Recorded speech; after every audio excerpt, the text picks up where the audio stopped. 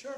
If this goes through and it gets, doesn't get blocked too much and everything, would one of the first steps be to do a survey, or how would you go about finding out what people want to negotiate, or how would you, have we even gotten that far yet or not? We really haven't gotten that far, but I mean that's part of this process. I want it to be more open. I want to be able to do a survey and say, hey, what do you guys think about merit pay? What do you want to negotiate? I mean, we've done those paper surveys every year at the beginning of the year, and I'll be honest, they're old questions and nobody looks at them.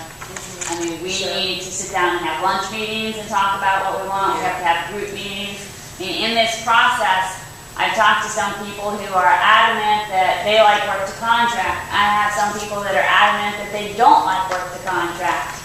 And then OEA comes in and says, do work to contract. We need to collectively decide what we want to do, what we're comfortable with in this community, and then we'll do it. Then we'll buy into it. But being told what to do, we don't react very well to that.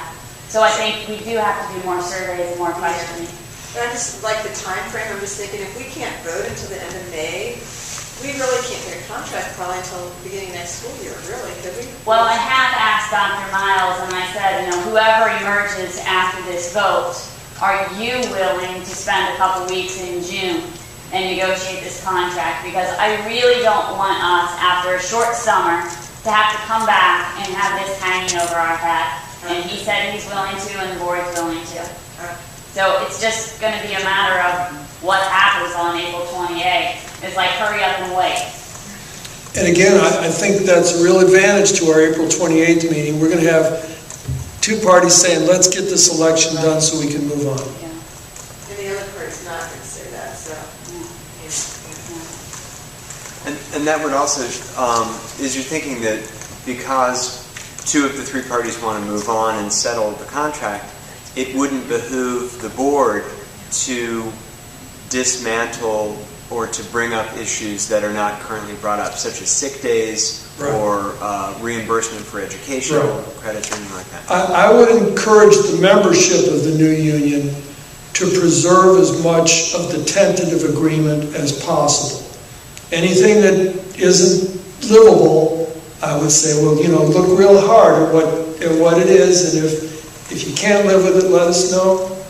But, err on the side of living with it for now if you can. I think that the board has the exact same interest. That they would rather, whether it's us or OEA, the board is going to want to stick with it as much of that as they can. It would be a little harder for them to say we've changed our mind than it would be for a new union to say, we saw what they thought was important, and we've got these two or three things that we feel differently about. We can say to them, what changed your mind? They can't say that to us.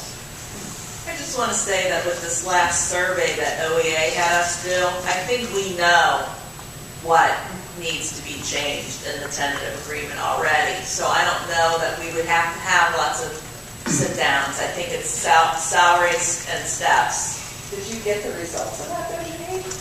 I think we had a little blurb, didn't we, about We had an update, one of their little I flyers. know, I'm just saying, do you have the results?